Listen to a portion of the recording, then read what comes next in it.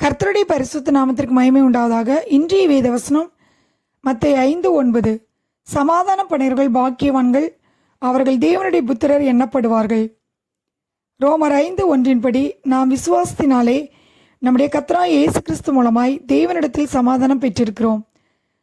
சமாதானம் பண்ணுகிற நாம் முதலாவது தேவனிடத்தில் சமாதானமாக இருக்க வேண்டும். கொலைசர் 1:20 வாசிக்கிறோம், இயேசு கிறிஸ்து சிலுவையில் சிந்தின இரத்தத்தினாலே சமாதானத்தை உண்டாக்கி பூலோகத்தில் உள்ளவைகள் பரலோகத்தில் உள்ளவைகள் யாவையும் அவர் மூலமாய் தமக்கு ஒப்புரவாக்கிக் கொள்ளவும் அவருக்கு பிரியமாயிற்று என்று. ஆம் பிரியமானவர்களே, இயேசு கிறிஸ்து சிலுவையில் சிந்தின இரத்தத்தினாலே நமக்கு சமாதானத்தை உண்டாக்கினார். யோபு 22:21 வாசிக்கிறோம், நீர் அவரோடே பழகி சமாதானமாய் இரும் என்று. நாம் தேவனிடத்திலே சமாதானமாக இருக்க வேண்டும். எபிரேயர் 12:14 படி நாம் யாவரோடும் சமாதானமாக இருக்க வேண்டும். சங்கீதம் 120:6-7 வாசிக்கிறோம், சமாதானத்தை பயக்கிறவரிடத்தில் என் ஆத்துமா குடியிருந்தது போதும். நான் சமாதானத்தை நாடுகிறேன், அவர்களோ நான் பேசும்போது யுத்தத்துக்கு எத்தனம் படுகிறார்கள் என்று. ஆம் பிரியமானவர்களே, இன்றைக்கு நாம் சமாதானத்தை பயக்கிறவர்களிடத்திலே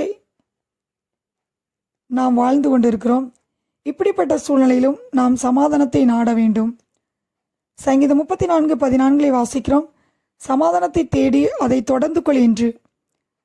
நாம் சமாதானத்தை தேடி அதை தொடர்ந்து கொள்வர்களாய் இருக்க வேண்டும். ரோமர் 14:19 வாசிக்கிறோம், ஆனபடியால் சமாதானத்துக்கு அடுத்தவைகளையும் அந்யோன்ய பக்தி விருத்தி உண்டாக்கத்தக்கவைகளையும் நாடக்கடவும் என்று. ஆம் பிரியமானவர்களே, நாம் ஒருவர் கடிந்து கொண்டு குற்றம் சாட்டாமல் நாம் சமாதான கட்டினால் ஒற்றுமையை காத்து கொள்ள வேண்டும். நீதிமொழிகள் 16:28 வாசிக்கிறோம், கோல் சொல்லுகிறவன் பிராண சிநேகிதரையும் பிரித்து விடுகிறான் என்று. மற்றவர்களின் குற்றத்தை பிறரிடம் சொல்லும்போது நாம் பிரிவினை உண்டாக்குகிறோம். நாம் பிரிவினைக்கு காரணராய் இருக்கிறோம். நாம் பிரிவினை உண்டாக்காமல் பிரிவினைக்கு காரணராய் இல்லாமல் சமாதானத்துக்கு காரணராக இருக்க வேண்டும். 1 கொரிந்தியர் 14:33 வாசிக்கிறோம், தேவன் கலகத்திற்கு தேவனாயிராமல் சமாதானத்துக்கு தேவனாய் இருக்கிறார் என்று. ஆம் பிரியமானவர்களே, நம்முடைய தேவன் சமாதானத்துக்கு காரணராய் இருக்கிறார். எபேசியர் 2 வாசிக்கும்போது, பகையை சிலுவினாலே கொன்று யூதர் புறஜாதிகள் இருதரத்தாரையும் ஒரே சரீரமாக தேவனுக்கு ஒப்புரவாக்கினார் என்று. ஆம் பிரியமானவர்களே, அவர் பகையை சிலுவினாலே கொன்றார். நம்முடைய வாழ்க்கையிலும்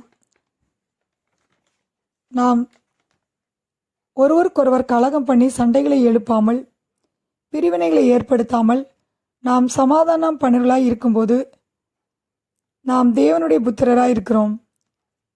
மத்தேயு 5:9 படி சமாதானம் பண்ணுகிற நாம் பாக்கியவான்கள், நாம் தேவனுடைய புத்திரர் எண்ணப்படுவோம். கர்த்தர் தாமே இந்த வார்த்தைகளை ஆசீர்வதிப்பாராக. ஆமேன்.